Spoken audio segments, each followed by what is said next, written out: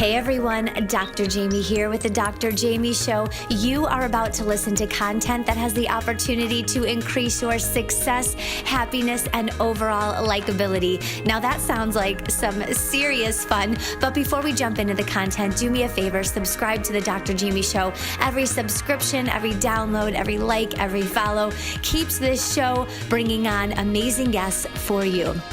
And now, off to success, happiness, and likability. Hey, Dr. Jaime here. Today I want to chat with you a little bit about how to find your passion. So I get people all the time that say to me, I don't know what I'm passionate about. I don't know. People always tell me, find my passion, find my passion. I don't know how to find my passion. I can't even find my keys. I get it, and I've been there. So I'm going to share with you 4 quick tips, possibly 4.5, on how to find your passion. So the first thing is realize that your passion does not have to be your job.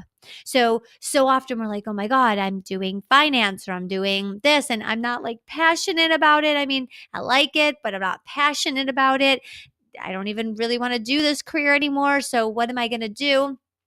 Don't worry. Your passion does not have to be what you do day to day. In fact, your passion doesn't even have to make you money. So there are things that people do as hobbies on the side. Maybe they play in a small band or they paint and if it's not your full blown profession and it's something that you do on the weekends or nights or holidays or whatever it might be, and that gets you going and excited and focused and sort of, meditating or in the zone, there you go. You found a passion. I really enjoy painting. So I paint these Key West signs. Trust me, guys. People like them. I probably could sell them, to be honest, but I'm not painting them so that they're absolutely perfect and ready for sale. Like, I'm just in the zone. I'm having fun. I'm outside. The sun's on me and I'm painting and I'm listening to music and I'm passionate about it. I'm excited about it. Nothing excites me more than coaching and really inspiring and motivating people. So that's my true passion and calling in life. But just as another example that you can have a hobby, it doesn't have to make you money or it doesn't have to be your day job to be passionate about it. So my second tip to you is make a list of things you don't like. When you know what you don't like, you can start weeding out the yuck things to find what it is you do like. List out some things that you do like, things that you're really good at, and start finding the commonalities among those things. So, one, you're going to make a list of things that you absolutely hate doing. So it kind of weeds out. Maybe you don't like working with money, or you don't like working with numbers, or you don't like working with a certain group of people, or you don't like doing things that, are really risk taking. So you list those things out and it kind of weeds out where your passion would definitely not be. And that's always important in the process of anything, is weeding out what isn't working or what you don't like. And then you're going to create a second list and you're going to list out the stuff that you're really good at. Like when people say, wow, you rock at that. You're a rock star. Wow, you do that really well. Oh my gosh, you did that in one try. That's awesome. Things that you know you're good at and people say that you're good at, list those out and start looking at the commonalities among them. Maybe you start realizing, wow, I'm really good when I'm working with a group of people or whatever it might be. But look at those commonalities. That's going to tell you a lot. In fact, I always say this with journaling. When you journal things out, you can kind of note patterns and themes. And this is sort of a similar thing to do. So the 4.5 tips I was going to give you, so that's 2. Here's kind of the half, the extra half. So you're making these lists out along your journey and creating these lists.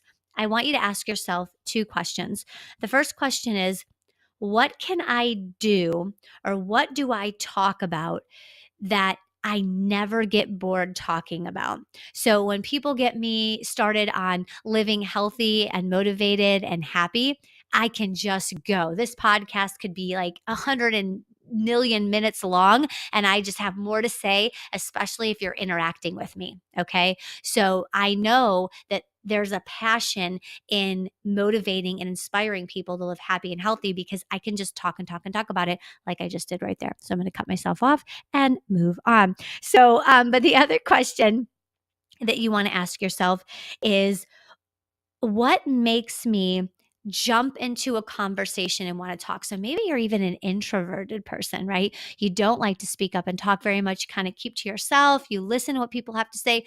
But what could people be talking about where you're just like, and you're like a bear and you dive into the middle of the conversation. You have so much to say and so much information to share, and you're super stoked and excited about it.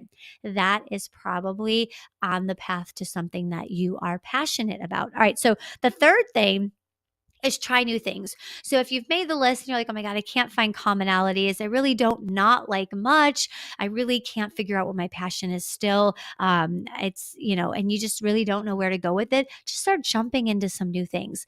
Travel, try new foods, meet new people. You're going to have to get out of your comfort zone on this one. You're really going to have to intensify that confluence, that super creative, risk-taking side that you have within you, and intensify it and get it going, because when you try new things, you start learning, wow, I really like that. Wow, I really don't like that. And that's when you can find your passion. What you're passionate about, you had to try something in life that made you passionate. Something happened. There was an experience, a new experience, right? That happened and occurred in your life that made you say, oh, I might like this. This is really fun. I'm really excited about this. And so as you try to seek out other passions or new things that really amp you up in life, you're going to have to venture out of your comfort zone and try a bunch of new stuff. And then my final tip for you, if you want to find your passion, is to think about your childhood. So go back to when you were little and what you always wished you could be. Why did you wish you could be that? What was it? What was that? Find those commonalities. Again, look at the commonalities. Or do you still want to be that? Look backwards and say, what do I regret? Right? We always like to harp on regrets and talk about them, but you can use them as a learning lesson. Maybe you regret, like, man, I always wanted to be a teacher, or I always wanted to be a coach, or oh my gosh, I'm in this major and I've worked 20 years to be here, but I really always wanted to do this. You only get one life. So my theory is start taking steps to get there, especially if you're passionate about it. If you can't quit your day job, make it a hobby. But living passionately will give you something excited about. And so going back to the first point, which is it doesn't have to be your job. You might go to your day-to-day job, your 9 to 5, or whatever it is that you're doing, like it, enjoy it, but you're not passionate about it. If you can find a passion, that's going to give you something to look forward to every day. Hey, when I get off work, I get to go do this. I get to go play in that band. I get to go paint. I get to play that instrument. I get to go work with those people. I get to give back to the church doing this or whatever it might be, but it'll fire you up in your normal routine and get you motivated and excited for something in the future.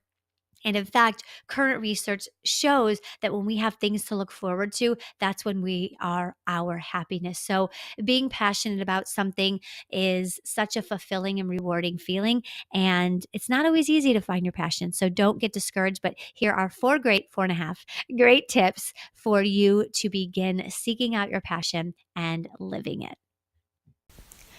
Dr. Jaime here, and this episode is sponsored to you by Academic Alliance in Dermatology. Let me tell you, these people can be trusted when it comes to your skin. They are privately and locally owned, and they're celebrating 30 years in business. They have 17 locations through Tampa Bay, and they can take care of all your skin needs. They work with adults, they work with children, they do most surgeries and aesthetics. You can count on their longevity and experience when it comes to your skin. Do me a favor, visit them at tampadermatology.com. Thank you so much for listening to the Dr. Jaime Show audio experience. I really hope that you enjoyed the tips and advice given on today's segment. Do me a favor and go to iTunes and my YouTube, and please subscribe to that channel. Every subscribe, every like, every follow helps the Dr. Jaime Show grow so that we can bring you the best guest and the best content possible. And of course, as always, if you have any feedback, feel free to leave that as well. Talk to you soon.